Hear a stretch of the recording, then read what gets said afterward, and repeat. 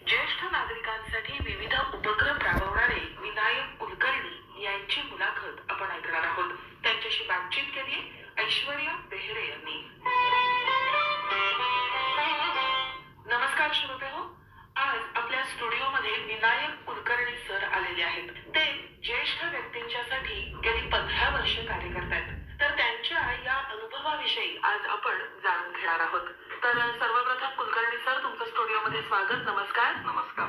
ज्येष्ठांसाठी काहीतरी काम करावं ही कल्पना तुम्हाला कशी काय सुचली? मी साधारण बँक ऑफ इंडियातून 2011 साली रिटायर झालो. माझी दोन्ही मुलं म्हणजे त्यांचं लग्न झालेलं होतं नोकरीला असतानाच, आणि माझी दोन्ही मुलं त्यावेळी बाहेर होती. माझा मुलगा परदेशातच होता, आणखी मुलगी माझी पण IT इंजिनियर असल्यामुळे ती पुण्यामध्ये सेटल होती.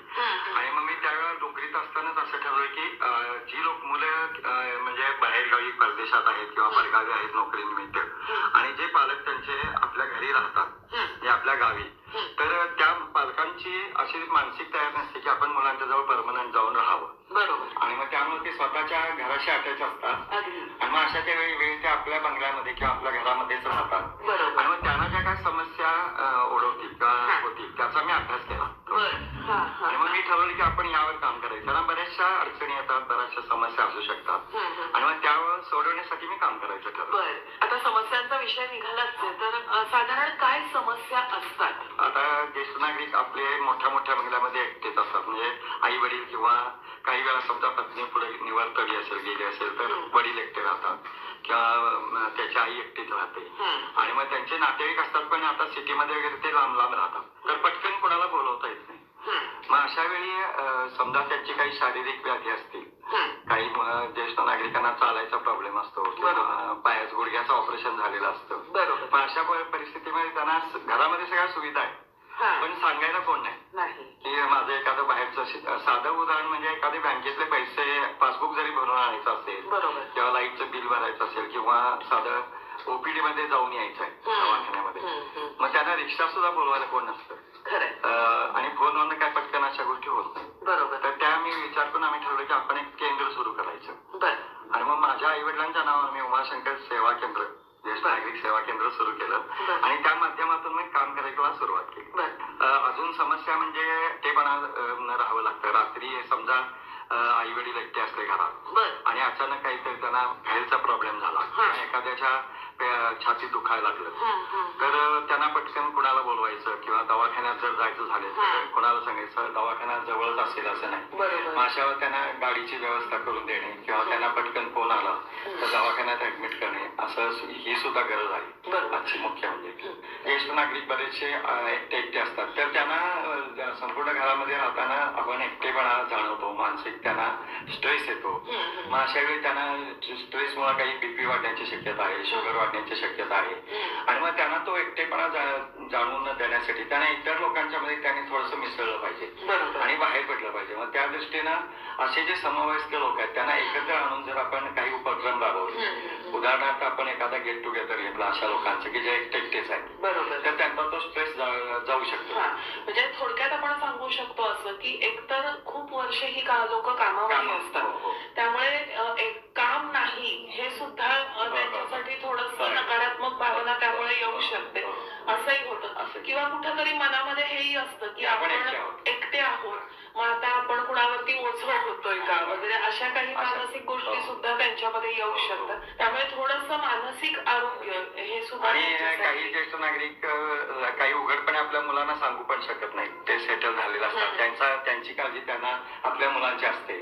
अशा वेळेला काही वेळा आई वडील विचार करतात की त्यांचं ते त्यांच्या संसारात सुखी आहेत, तर आपलं कोलट गाणं कुठं त्यांच्या पुढे गायचं, कुठं सांगायचं, आणि त्यामुळे त्यांचं लाईफ डिस्टर्ब व्हायला नको. कारण मुलं पटकन मग आपलं जॉब सोडून इकडे येतात, तेव्हा त्यांना काळजी वाटते आपल्या आई वडिलांची. मग अशा वेळी ते काय करतात की लोक तिथं जर त्यांच्या आपल्या आपण समस्या सोडवू शकलो, किंवा इथल्याच एखाद्या ते सांगू शकले, तर इथल्या इथं पटकन सुटण्यासारख्या समस्या असतात. मग त्यावेळी ते आपल्याला जर असं आमच्यासारखं केंद्र असेल तर ते आम्हाला फोन करून घरी बोलवतात, किंवा आम्हाला सांगतात ते समस्या. किंवा असं एक आमचा रुटीन आहे की आम्ही रोज संध्याकाळी कुठले जे एकटे लोक आहेत त्यांना जाऊन भेटतो, त्यांच्याशी 1 तासभर गप्पा मारतो. मग त्यातून आपल्याला समजते की त्यांना काय अडचण आहे. आणि मुख्य म्हणजे बोलायला कोण नसतं. म्हणजे हल्ली कसं झालंय, सगळ्या गोष्टी आहेत पण बोलायला कोण नाही. सगळीकडे हे नवीन मुलं आपापल्या उद्योगात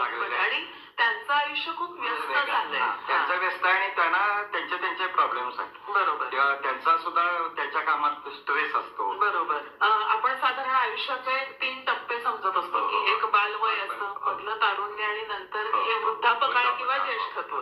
खरं तर ज्येष्ठ व्यक्ती आपण असं म्हणूयात की त्यांनी पूर्ण आयुष्यभर नोकरी केलेली असते. आता तुम्हाला काय प्रॉब्लेम आहे असं सुद्धा बऱ्याच जणांना वाटू शकतं की झालंय आता सगळं, आता कशाला प्रॉब्लेम आहे. पण त्यांना सुद्धा या काही समस्या असू शकतात हे आता आपल्या लक्षात येतं. आणि आता कसं झालेलं आहे, ज्येष्ठ नागरिकांचं आयुष्य पण वाढलेलं आहे. सगळ्या सुविधा आहेत, म्हणजे मेडिकल फॅसिलिटीज आहेत, तर त्यामुळे आयुष्य वाढलेलं आहे. आणि मग ज्यावेळी मनुष्य रिटायर होतो तेव्हा पूर्ण तो अगदी शारीरिकदृष्ट्या त्याचं चांगलं असते, आरोग्य चांगलं असतं, त्याच्याकडे सफिशियंट पैसा असतो किंवा त्याची मुलं सेटल झाले असतात. पण त्यावेळेला त्याचं जे आयुष्य आहे ते त्याला त्याच्यासाठी जगण्यासाठी तो वाव देऊ शकतो किंवा वेळ देऊ शकतो. मग अशा वेळी अशा ज्येष्ठ नागरिकांनी आपल्यासाठी आपण काय केलं पाहिजे, म्हणजे मी मुलांच्यावर अवलंबून नाही आणि आज मी व्यवस्थित आहे, तर माझे जे राहिलेले 10-20 वर्ष आहेत ते मी आनंदात कशी घालवेन किंवा माझ्या मिसेस बरोबर पुढचं आयुष्य कसं सुखानं राहू शकेल, त्यासाठी त्यांना मग पर्यटन आहे किंवा त्यांना याविषयीच मी आता तुम्हाला विचारणार होते की याला पर्याय आपण त्यांना काय देऊ शकतो. तर ह्याला पर्याय असेल की नोकरीमध्ये असल्यामुळे ते पूर्ण बिझी असतात आणि मग नोकरीमध्ये असताना त्यांच्या काही हाऊस राहिलेले असतील, कोणाला काही हॉबीज असतात, समजा कोणाला गायन गायचं असतं किंवा कोणाला खेळायचं असतं किंवा कोणाला पर्यटन करायचं राहिलेलं असतं, त्या नोकरीच्या काळात ते वेळ देऊ शकले. मग आता त्यांच्याकडे वेळ बऱ्यापैकी असतो, पैशाचा काही प्रॉब्लेम नसतो, आपल्या प्रॉव्हिडंट फंडाचे पैसे किंवा पेन्शन असते. आणि बऱ्यापैकी आत्ताची जी रिटायर्ड झालेली पिढी आहे ती व्यवस्थित इकॉनॉमिकली सेटल्ड आहेत, त्या आर्थिकदृष्ट्या त्यांच्याकडे सोबतच आहे. मग आता जर आपल्याकडे सगळ्या व्यवस्थित आहे, आपले आरोग्य चांगलं आहे, आपल्याकडे पैसा चांगला आहे, तर मग आपण त्याचा विनियोग आपल्या स्वतःसाठी केला पाहिजे. आणि मग तो स्वतः त्यांनी त्याचे मार्ग शोधले पाहिजेत. म्हणजे आपल्याला समवयस्क लोकांच्या आपण पर्यटनाला जाणं किंवा आपल्याला एखादी नाटक सिनेमा आपल्या आवडीचा एकत्र बघणं किंवा काही तुम्हाला कुणाला अभिनय करायची राहिलेला असतो तर आपण त्या दृष्टीने एखाद्या छोट्याशा नाटकामध्ये आपण काम करावं किंवा गायनाच्या क्लासला जावं किंवा आता कराओके निघालेला आहे ह्याच्या क्लासला जाऊ शकतात की जेणेकरून ते आपला वेळ आनंदात घालवू शकतात. आणि म्हणजे माझ्या वेळी असं होतं आणि आता नाही असं म्हणून चालणार नाही की माझ्यावर तसं होतं, पण तो काळ गेलेला आहे आता. आणि आता आहे या काळाशी त्यांनी जुळवून घेऊन आपल्याला आहे या काळामध्ये आपलं आयुष्य कसं आनंदी करता येईल किंवा आहे या मुलांच्याशी आपण जर एक जुळवून घेतलं किंवा माझंच खरं किंवा माझ्याच काय असं होतं हे लोकांना सुद्धा हल्ली सांगून चालत नाही किंवा मला म्हणतात की तुमच्या वेळी तसं होतं तो काळ तसा होता. पण आता ह्या गोष्टीत त्यांनी पण जर आपण समजून घेतलं पालकांनी किंवा आई वडिलांनी तर त्यांनाही ते सोयीचं जातं. आणि मग मुलं पण म्हणतात आपल्या आमच्या आई वडील समजूतदार आहेत, आम्हाला समजून घेतलं, त्यामुळे आम्हाला काही आमच्या आई वडिलांची पण काळजी नाही, त्यामुळे तिकडेही ते बिनधास्त राहू शकतात नोकरीच्या. म्हणजे असं आपण म्हणूयात की या वयामध्ये खरं तर वृद्धांनी किंवा या निवृत्त लोकांनी सुद्धा आपले आपले पर्याय तर शोधले पाहिजेतच, पण त्याचबरोबर काही वेळेला त्यांना सुद्धा समुपदेशनाची गरज आहे. जसं आपण मगाशी म्हटलं की कुठंतरी नकारात्मक भावना किंवा कमीपणाची भावना की माझा आता काही उपयोग नाही, मी काही कमवत नाही, अशा गोष्टी त्यांच्या मनामध्ये येऊ शकतात आणि काहीतरी वेगळं वळण घेऊ शकतात. आणि माझा आणखी एक अनुभव म्हणजे काही लोक आपण नोकरीच्या काळात असताना समजा आपण जे नोकरीच्या पदावर असतो तर ते लवकर विसरायला तयार होत नाही. आणि मग त्यामुळे त्यांनी थोडस आपण आता मी निवृत्त झालेला आहे तर मी आता एक सर्वसामान्य मनुष्य की म्हणून मी राहणार आणि मग त्यामुळे मग त्यांना त्रास होत नाही. बरोबर. म्हणजे हे स्वीकारणं सुद्धा गरजेचं. आणि मी हे काम कसं करू किंवा मी एखाद्या माणसाकडे आपण कसं जाऊ, तो माझ्यापेक्षा खालच्या पदावर होता, तर हे थोडस विसरून आपण सगळे आता एक आहोत म्हणजे रिटायरमेंट नंतर. आणि मग एकमेकाच्यात मिसळणं त्यांच्यावर फिरायला असं म्हटलं तर आपल्याला पण मग कुणीतरी पुढाकार घेऊन आपणही असे ग्रुप करायला हरकत नाहीये. आणि अशा ग्रुप मधूनच शिकायला मिळतं किंवा एकटेपणा बाजूला जाऊ शकतो किंवा आपल्यासारखे अजूनही आहेत हे त्यांना समजतं. आणि मुख्य म्हणजे एखाद्या ग्रुप मध्ये गेल्याशिवाय त्यांच्या समस्या काय आहेत आणि आपल्या समस्या म्हणजे आपल्याला वाटतं की आपल्यासारखे हे पण ह्यांनाही समस्या मग ते त्याच्यावर काही लोकांना आपल्याला स्वतःला माहित नसेल सोल्युशन दुसरे सांगू शकतात. म्हणजे ग्रुपमध्ये डिस्कशन करतात आणि मग त्यावेळेला ते त्यांच्या समस्या सोडवायला त्यांना खूप इझी जातात. आणि मुख्य म्हणजे चर्चा आणि लोकांच्याशी संवाद आपल्या समवयस्क लोकांचे संवाद साधल्यामुळे एकमेकांचे जे कॉमन प्रॉब्लेम्स आहेत ते इझिली सुटतात. नक्कीच. म्हणजे वयोमानानुसार आपण जसं सांगत असतो की प्रत्येक गोष्टीचा परिस्थितीचा स्वीकार करणं यानं जास्त आयुष्य आनंदित होऊ शकतं. आणि काही लोक सांगत नाहीत, एकटेपणातच त्यांना आनंद वाटतो. पण माझं म्हणणं आहे तुम्ही एकटेपणा आहेच पण तरी सवय तुम्ही 4 लोकांमध्ये मिक्स व्हा. त्याचा फायदा असाच की आपल्याला शिकायला बरंचसं मिळतं. मगाशी आपलं थोडंसं तरुण पिढी आणि ही पिढी याच्यातला आपला मगाशी विषय चालला, तर त्याविषयी थोडंसं काय सांगाल की दोन पिढ्या एकत्र बऱ्याच वेळेला हल्ली असंही असतं की एका ठिकाणी आई वडील एका ठिकाणी मुलं असतात, पण काही वेळेला एकत्र असतात. यावेळेला थोडेसे मतभेद असू शकतात, तर त्यासाठी ज्येष्ठांसाठी पण आणि नव्या पिढीसाठी पण तुम्ही काय सांगाल? ज्येष्ठांसाठी कसं आहे, आता समजा आपण परदेशात गेलो आणि तिथं आपले सून मुलगा आपण त्यांच्याजवळ राहायला गेलो, तर त्यांची लाईफस्टाईल तिथल्या पद्धतीने ते वागत असतात आणि आपण इथल्या पद्धतीनं म्हणजे ते बाजूला सारून परिस्थिती ऍक्सेप्ट करून ही मुलं म्हणजे समजा आता ते मॉडर्न असतील तर त्यांचं इथं हे गरजच आहे, म्हणजे असं राहण्याची गरज आहे किंवा त्यांचे थोडेसे लाईफस्टाईल म्हणजे त्यांना बाहेर हॉटेलमध्ये जेवणाची सवय असेल. आपले जे संस्कार आहेत ते तुम्ही राखा, पण अगदी बाबा तुम्ही त्या जुन्या पिढीला चिकटून करू नका, म्हणजे कारण ते ज्या त्या वेळेला ते करणं शक्य असतं. आमच्या वेळेला ते आम्हाला करणं शक्य होतं की आपल्या समजा सण साजरे करणं, गणपती गौरी किंवा काही हळदी कुंकू वगैरे जे आपल्याकडे असतं ते आता आपल्याला भारतात शक्य आहे, पण समजा अमेरिकेत एखाद्याचा मुलगा राहत असेल तर तिथल्या पद्धतीने ते करू दे. म्हणजे त्यांना त्या अशी जर आपण मोकळी दिली तर त्यांनाही बरं वाटतं, म्हणजे आपले आई वडील खरोखर किती ऍडजस्ट करतात, समन्वय साधणं आणि ऍडजस्टमेंट ज्या जिथं जाऊ तिथं आपण थोडीशी आपण ऍडजस्टमेंट करायची जर आपली तयारी असेल तर दोघांनाही तिथं राहायला सोबत जातात. बरोबर. आणि मग जर आपण त्यांना सारखं प्रत्येक गोष्टीत विचारत बसलो, आडवत बसलो, तर त्यांना पण वाटतं की आपल्या आई वडील येऊन आपल्याला उगाच अडचणच होते, तर ती आपली अडचण त्यांना होऊ नये. कारण नातवंडांचं तिथे गेल्यानंतर नातवंडांची चौकशी करणे, त्यांच्या शाळेचा अभ्यास वेगळा असेल, पण त्यांच्याशी आपल्याला जे शक्य आहे तेवढे खेळण्यासाठी वेळ द्यावा नातवंडांच्याशी किंवा त्यांची चौकशी करावी. आणि मग असं केलं तर त्यांना नातवंडांना पण आजी आजोबांच्या बद्दल प्रेम निर्माण होतं. आणखीन एक माझं सगळ्या ज्येष्ठ नागरिकांना किंवा आई वडिलांना सांगणं आहे की मुलाचं एकदा लग्न झालं किंवा मुलाला जर मुलगा झाला किंवा मूल झालं तर थोडंसं आपण त्यांच्या संसारातून विरक्त झालं पाहिजे. म्हणजे काही मतं असतील तर त्यांच्यावर लादता कामा नये, किंवा आमच्या वेळी आम्ही मुलांना अशी औषधं देत होतो की आम्ही मुलांना असे ट्रीटमेंट देत होतो आणि तुम्ही पण तसंच द्या, असं न करता त्यांना त्यांच्या पद्धतीने ते आपल्या मुलांना वागवू दे किंवा त्यांच्या पद्धतीने ते मुलांना शिक्षण देऊ दे, त्यांच्या पद्धतीने ते मुलांच्यावर संस्कार करू दे.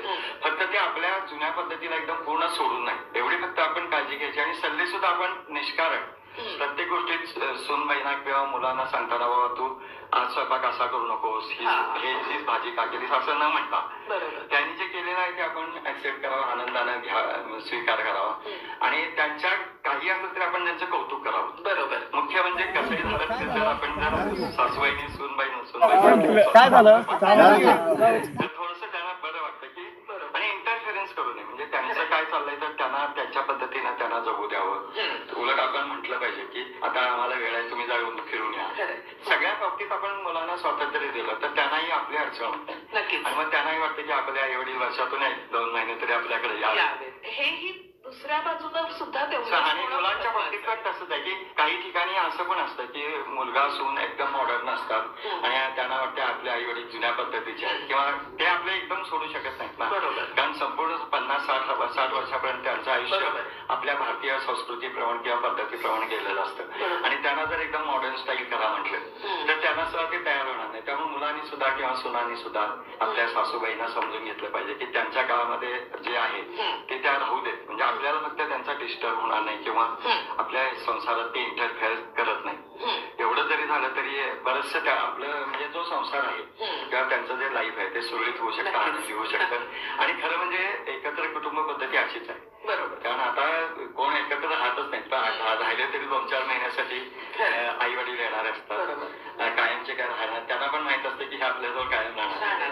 या पिढीनं हे स्वीकारलं पाहिजे की आता नाही बाबा, मुलं त्यांच्या करिअरसाठी वेगळी राहतात. आपण हे जर जुन्या पिढीनं स्वीकारलं तर नव्या पिढीनं सुद्धा कधीतरी पण त्या पद्धतीने केलं पाहिजे. मुळात असं आपण म्हणूयात की 2 पिढ्यांमध्ये संवाद महत्वाचा आहे. दोघांनीही समोरासमोर बसून जर काही मध्य काढला तर ते नक्की पटू शकतं. आणि मुख्य म्हणजे काही अडचण असली तर एकमेकांना स्पष्ट सांगावं. अगदी की न बोलल्यामुळं किंवा संवादामुळे प्रॉब्लेम्स क्रिएट होतात. समजा मुलांनी सुद्धा वाटलं की सांगितलं की आई वडिलांना बाबा आमच्या इथं हे चालत नाही, तुम्ही टाळतात ते टाळू शकतात, कारण त्यांच्या लक्षात आणून दिलं पाहिजे.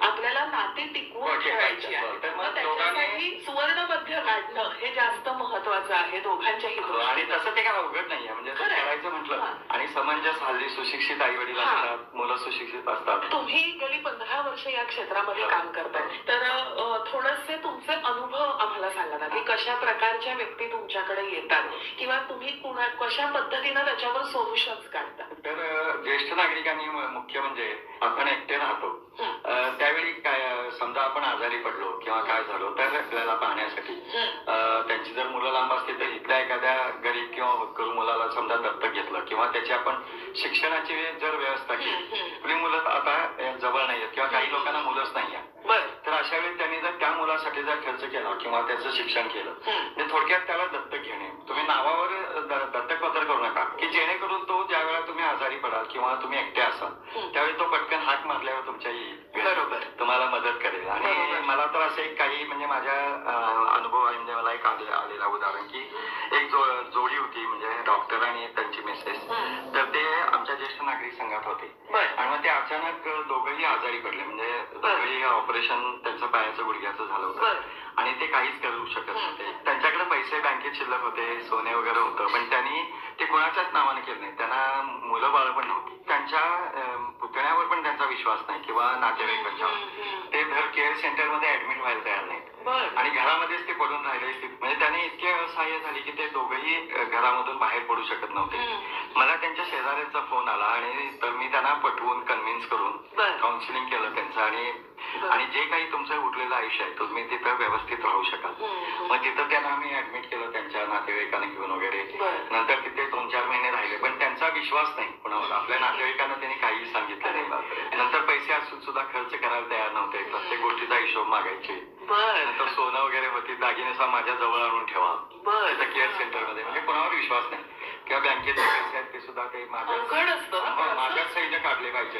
आणि नंतर मग ते मी इथं नसताना ते एक्सपायर झाले आणि मग त्यांनी काही लिव्हिंग डीड केलेलं नव्हतं किंवा डीड केलेलं नव्हतं, मृत्यूपत्र केलेलं नव्हतं. मग त्यामुळे ते त्यांची जी प्रॉपर्टी आहे ती द्यायची कोणाला. मग त्यांचे सगळे नातेवाईक मग आता आपापसात कोणाला द्यायचं, म्हणजे मुलं नसल्यामुळे किंवा जरी मुलं असली तरी सुद्धा मुलांच्या मध्ये किंवा मुलींच्या मध्ये नंतर तणाव निर्माण होणे किंवा तुम्हाला तेच विचारणार होते की या बाबतीत तुम्ही ज्येष्ठांना काय मार्गदर्शन करा. तर मी आता कसं सांगतो, आपल्याला आज ना उद्या आपण हे जग सोडून जाणारच आहोत, तर त्याचा विचार करून आपण जिवंत आहे तोपर्यंत आपण सगळी प्रॉपर्टी आपल्याकडे ठेवावी. मी कधी म्हणणार नाही की तुमचं राहतं घर किंवा तुमची प्रॉपर्टी मुलांच्या नावाने करा. समजा आपण आजारी राहिलो पडलो तरी आपल्याला दवाखान्याचा खर्च त्यातून भागला पाहिजे. समजा मुलांना नाही करता येणं शक्य नसेल तर आपल्या जे काही थोडीफार शिल्लक आहे त्यातून आपला खर्च करता आला पाहिजे आणि आपल्या घरात आपण शेवटपर्यंत राहिलं पाहिजे. पण समजा आपण उद्या अचानक गेलो तर आपल्या मुलांना सुद्धा त्याचं सोपं पद्धत करून ठेवण्यासाठी म्हणजे मृत्यूपत्रामध्ये जर आपण व्यवस्थित लिहून ठेवलं की कुठली प्रॉपर्टी कोणाला द्यायची आणि ते एका ठिकाणी आपल्या कस्टडीमध्ये ठेवावं, त्याच्यावर 2 साक्षीदारांच्या सह्या घ्याव्यात. नंतर आपल्याला त्यासाठी एक मेडिकल आपण मेडिकली फिट आहोत असं आपल्या फॅमिली डॉक्टरचं सर्टिफिकेट घ्यावं. ते घ्यावं म्हणजे की कोणी तर असं जर आपण मृत्यूपत्र करून ठेवलं तर त्यामुळे बरेचसे प्रॉब्लेम जे ते वाचतात. कारण मी असं ऐकलंय की नंतर मृत्यूपत्र न केल्यामुळे भाऊ बहिणी एकमेकांच्या पासून इतके तरुणींचं नॉमिनेशन झी मराठीवर नुकतंच त्यांच्यात वाद निर्माण झाले, कोणाला काय द्यायचे किंवा भावाभावात वाद निर्माण होता. म्हणजे असं करावं की त्यांनी माझ्या मृत्यूनंतर जे काही माझं प्रॉपर्टी आहे ती मी माझा मुलगा किंवा मुलगी ह्या मुलांना मी अशा पद्धतीने देऊ शकतो किंवा द्यायची माझी इच्छा आहे आणि मी आहे तोपर्यंत त्यांचाच अधिकार आहे. बरोबर, म्हणजे तर मग प्रॉब्लेम येत नाही. आणि मुख्य म्हणजे नंतर जे काही भावा बहिणीमध्ये किंवा जे क्रॅशेस होतात तर ते फॅमिलीमध्ये क्रॅशेस आपण टाळू शकतो. आणि हल्ली मृत्यूपत्रासाठी काय खास वकील द्यावा लागतो असं काही नाही, नोटरीकडे जाऊन सुद्धा आपण मृत्यूपत्र करू शकतो. नंतर त्याच्या 2-3 कॉपीज आपल्या एखाद्या फॅमिली डॉक्टरकडे ठेवावी, एखादी आपल्या सेफ कस्टडी ठेवावी किंवा एखाद्या आपल्या जवळच्या नातेवाईकांच्याकडे किंवा मित्राकडे ठेवावी. आणि आता हल्ली आता नवीन एक लिव्हिंग डीड पण करायचं एखादा नवीन आलेला आहे, म्हणजे तो कायदा पास झालेला आहे. म्हणजे एखाद्या जर व्यक्तीला जर जिवंत असतानाच आपण समजा तो अनकॉन्शियस झाला किंवा तो आता अशा परिस्थिती आहे की त्याचे कुठलेही अवयव चालू राहत नाहीत किंवा हा पूर्व होणारच नाही आहे आणि त्याला खिचपत पडून आपलं आयुष्य जगावं लागतंय. म्हणजे असं झालेलं आहे की तुम्ही जिवंत असतानाच आपण कसं मरायचं किंवा आपण हे जग कसं सोडायचं ह्याचं आपण आधी लिहून ठेवू शकतो. आणि असं आपल्याला डीड करता येते, त्याला लिव्हिंग डीड म्हणतात. म्हणजे मी आता पूर्ण माझ्या निकामी माझे सगळे अवयव झालेले आहेत, फक्त माझा मेंदू मेंदू शाबूत आहे किंवा माझं शरीर शाबूत आहे, पण मला माझ्यावर आता पुढचा कुठलाही मेडिकलचा खर्च करून जर मला फायदा होणार नसेल किंवा मी जर पूर्वीसारखा होणार नसेल तर ह्यावर अननेसेसरी माझ्यावर मेडिकलचा खर्च करू नये असं आपण आपल्या डॉक्टरांना अथॉरिटी देऊ शकतो. आणि मग त्याला ते जे लिव्हिंग डेड आहे ना त्यामध्ये सुद्धा मालमत्तेबद्दल सवाल येऊ शकतो. तर ज्येष्ठ नागरिकांना मला आणखी एक महत्वाचं सांगायचं की आपण केव्हा आजारी पडू हे आपण सांगू शकत नाही. बरोबर. आपण कोणत्याही क्षणी आजारी पडू शकतो आणि हल्ली आपल्याला मेडिकलचा जो खर्च आहे तो सर्वसाधारण लोकांना परवडण्यासारखा नसतो किंवा आपण आपल्या औषधाचा खर्च आपल्या मुलांच्यावर पण आता ह्या वयात आपण टाकू नये. बरोबर. तर यासाठी आता सरकारने एवढ्या चांगल्या सुविधा केलेल्या आहेत आणि मेडिक्लेम केलेला आहे. बरोबर. म्हणजे आरोग्याचा विमा. तर हा जर आपण प्रत्येक ज्येष्ठ नागरिकांनी आपण मेडिक्लेम केला तर आपण ज्यावेळी आजारी पडू त्यावेळी आपल्याला बिनधास्तपणे आपली मुलं सुद्धा जरी असतील तर ते हॉस्पिटलमध्ये चांगले ऍडमिट करू शकतील किंवा आपल्याला योग्य ते आपल्या औषधोपचार किंवा आपल्याला मेडिकल फॅसिलिटीज मिळू शकतील आणि आपल्यावर उपचार होतील जेणेकरून आपल्याला कुणालाही त्यावर आपण त्रास देणार नाही आणि त्यासाठी फारसा खर्च पण करावा लागत नाही. पण प्रत्येकाने मेडिक्लेम हा नक्की अगदी जरूर करावा. बरोबर. मेडिक्लेम बरोबरच ज्या योजना आहेत त्या सगळ्या सरकारी योजना सुद्धा आपल्या ज्या ज्येष्ठ तरुणींचं नॉमिनेशन झी मराठीवर नुकतंच बरोबर. जसं आता एसटीची सुविधा आहे. बरोबर. तुम्ही ज्येष्ठांसाठी जे केंद्र सुरू केलेलं आहे त्यामार्फत त्यांच्यासाठी कोणकोणते उपक्रम राबवले जातात त्याबद्दल थोडीशी माहिती द्या ना. समजा मुलगा आणि सून आणि सगळे एकत्र राहतात आणि आई वडील घरातून बाहेर पडू शकत नाही पण एक 2-4 दिवस जर त्यांना कुठेतरी जायचं असेल तर आई वडिलांच्यासाठी त्या मुलांना अडकून पडावं लागतं. तर अशा परिस्थितीत आता आपण अशी सुद्धा सुविधा केलेली आहे की त्यांच्या आई वडिलांना आपण 2-4 दिवसासाठी ठेवून घेऊ. केअरटेकर आपण बिनधास्तपणे तुम्ही जावा तुमच्या आई वडिलांची काळजी आमच्यावर सोपवा. चांगला उपक्रम. तर असा एक आपण त्यांच्यासाठी आपण हे सुरू केलं. त्याशिवाय आता जे ज्येष्ठ नागरिक एकटे राहतात बोलायलाच कोण नसतं मित्रमैत्रिणी आहेत पण घरापासून लांब आहे तर अशा वेळी आम्ही एक विरंगुळा केंद्र किंवा हॅपी होम म्हणून केलेला आहे की तुम्ही सकाळी 10 वाजता त्यांनी आमच्याकडे यायचं मग त्या एखाद्या एकदम 4-5 मैत्रिणी येऊ शकतात 4-5 मैत्रिणी येऊ शकतात तर त्यांना आम्ही सकाळी 10 वाजता त्यांना घेऊन येतो किंवा त्यांना आम्ही पिकअप करायची पण सोय आहे. मग आम्ही त्यांचा 1-2 तास त्यांचे विविध उपक्रम घेतो म्हणजे त्यांच्या ओळखी करून घेणे नंतर काही स्मरणशक्तीचे खेळ. अल्झायमर हा एक जसा आपण विस्मरण म्हणतो हा एक सगळ्यांना ह्या वयामध्ये रोग जडतच असतो हळूहळू विस्मरण होतं तर ते विस्मरण होऊ नये म्हणून थोडीशी आपल्या बुद्धीला चालना दिली पाहिजे. त्याच्याबरोबर आम्ही त्यांचे योगासनासारखी योगासने घेतो नंतर काही सूक्ष्म व्यायाम घेतो नंतर त्यांना काही कोणाला गाणं म्हणायचं असेल तर तुम्ही गाणं म्हणा कोणाला काही अभिनय करायचा असेल एखादी नाट्यछटा करा एखादं वाद्य वाजवा तो त्यांच्या इच्छा आणि मग त्यांना दुपारी जेवण वगैरे द्यायचं नंतर त्यांना थोडीशी विश्रांती म्हणजे वामकुक्षीची पण सोय केलेली आहे. मग नंतर दुपारी त्यांना साधारण फ्रेश झाल्यानंतर त्यांच्या अंताक्षरी किंवा संगीत खुर्ची असे थोडेसे खेळ घ्यायचे की जेणेकरून त्यात ते रमतात. म्हणजे आपण असं म्हणूया की एक रिफ्रेश आणि थोडंसं एक बालपणच आहे ना म्हणजे आपण म्हणतो की वृद्धपण हे बालपण आहे तर त्यांना गेल्यामुळे त्यांना बरं वाटतं आणि मग ह्याच्यातून ते एकमेकांच्या ओळखी होतात. त्याचे आमचे वन डे ट्रिप आहेत किंवा आम्ही असंही करतो की नातवंडांचे कार्यक्रम आपण ठेवायचे जेणेकरून नातवंडांना पण स्कोप द्यावा किंवा आजी आजोबांच्या कार्यक्रमामध्ये त्यांना कोणाला नातवंडांना गाणं म्हणायला लावायचं कोणाला काही अभिनय करायला लावायचा तबला वाजवायला लावायचा असं करून ते नातवंडही खुश होतात आम्हाला आजी आजोबांच्या राहायला मिळालं. तर असे पण आमचे उपक्रम आहेत. आरोग्याविषयी पण लोकांना काही तज्ञांना बोलवतो एखाद्या साहित्यिकाला बोलवून त्याचं एक पात्री प्रयोग किंवा एखादे कथाकथन असं पण आपण अरेंज करू शकतो. नंतर काही मोबाईलच्या बाबतीत आता मोबाईल जसं आपण म्हणतो की मोबाईल सुद्धा प्रत्येकाला वापरायला येणं गरजेचं आहे. बरोबर. तर अशा वेळी ज्येष्ठ नागरिक घाबरतात बरोबर किंवा आम्हाला स्मार्टफोन अजून आम्हाला वापरायले तर कसं आहे की सोशल मीडिया जो काय आहे तो हल्ली आपल्याला फार आवश्यक आहे. बरोबर. किंवा आपल्याला तुम्हाला काय बाहेरच्या जगात जर शिकायचं असेल किंवा बाहेर काय चाललंय माहित पाहिजे असेल तर सोशल मीडियाचा वापर आपण केलाच पाहिजे. बरोबर. आणि मग त्यासाठी सोशल मीडियावर जे काही आहे ते आता आपण मी वयस्कर झालं किंवा मी म्हातार झालं आणि मला आता कुठे शिकायचं असं नाही जोपर्यंत आपण आहे तोपर्यंत ते शिकून घेतलं पाहिजे आणि आम्ही शिकवलं जातं किंवा तुम्हाला रेल्वेचं रिझर्वेशन करायचं आहे तर ते तुमची मुलं जर नसतील तर तुमचं तुम्हाला करता आलं पाहिजे. तर कुलकर्णी सर हे वेगवेगळे उपक्रम तुमच्या मार्फत राबवले जात आहेत तर तुम्हाला संपर्क साधायचा असेल तर त्यासाठी तुमचा फोन नंबर आम्हाला सांगा कारण बरेच श्रोते ऐकतायत आपला हा कार्यक्रम. तर आम्ही या उपक्रमाला एक शाळा आनंदाची असं पण नाव दिलेलं आहे. तर माझं नाव विनायक कुलकर्णी हा. आणि माझा फोन नंबर आहे 94 220 34 500. 94 220 34 500 9420345000. तर श्रोते हो, या उपक्रमामध्ये तुम्हाला जर सहभागी व्हायचं असेल तर तुम्ही अवश्य या फोन नंबरवरती संपर्क साधू शकता. तर विनायक कुलकर्णी सर, तुम्ही ज्येष्ठांसाठी खूप चांगलं काम करताय. तर जाता जाता आपल्या या श्रोत्यांना, जे ज्येष्ठ नागरिक आहेत किंवा असं मी म्हणते की आता थोड्या दिवसांनी ते रिटायर्ड होणार आहेत किंवा या वाटेनं जाणार आहेत, त्यांच्यासाठी तुम्ही काय सांगाल?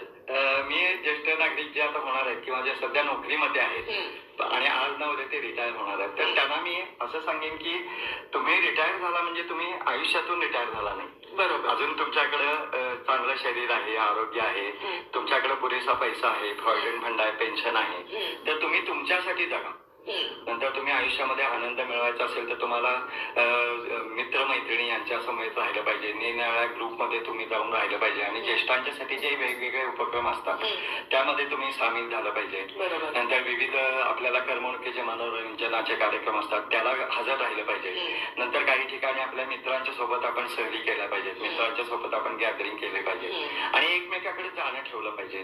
प्रत्येकाच्या वाढदिवसाच्या निमित्तानं का असे ना, जर आपल्याला प्रत्यक्ष शक्य नसेल तर त्याच्याशी तुम्ही संपर्क साधा फोनवर. बरोबर. आणि आपण एकटेपणा कधी स्वतःला जाणवून देऊ नका, भासू देऊ नका. आपल्या आजूबाजूचं जग आहे किंवा जे लोक आहेत त्यांच्याशी मिसळून राहा, त्यांच्यामध्येच राहा, संवाद साधा आणि कम्युनिकेशन हे फार महत्वाचं आहे. आणि आपल्या घरातल्या लोकांशी सुद्धा तुम्ही मोकळेपणानं बोला, आनंदाने राहा, त्यांच्याशी हसतमुखानं राहा. आणि आपल्याला शरीर आपलं सगळं आहे तर आपण घरातल्या लोकांना आपण टेन्शन का म्हणून द्यायचं, सगळं आपल्याकडे आहे. तर आपलं घरातलं वातावरण नेहमी आनंदी आणि कसं खेळकर राहील. बरोबर. हे जर आपण बघितलं तर आपल्याला आपल्या नातेवाईक किंवा आपल्या मुलं, नातवंड, सुना ह्यांना सुद्धा आपली कधीच अडचण वाटणार नाही आणि त्यांना आपले आई वडील हवेसे वाटतात. प्रत्येकाशी आपलं जिव्हाळ्याचं नातं निर्माण. बरोबर. खूप छान वाटलं सर तुमच्या बरोबर बोलून. अनेक ज्येष्ठ नागरिकांच्या समस्या आणि त्याच्यावरची उपाययोजना आणि त्याचबरोबर तुम्ही राबवत असलेले वेगवेगळे उपक्रम आज आम्हाला या निमित्तानं त्याची माहिती मिळाली. तर आकाशवाणीच्या वतीनं आणि श्रोत्यांच्या वतीनं मी आपले आभार मानते. नमस्कार. धन्यवाद. श्रोतेहो, इंद्रधनु या कार्यक्रमामध्ये आत्ताच आपण ज्येष्ठ नागरिकांसाठी विविध उपक्रम राबवणारे विनायक कुलकर्णी यांची ऐश्वर्या बेहरे यांनी घेतलेली मुलाखत ऐकली.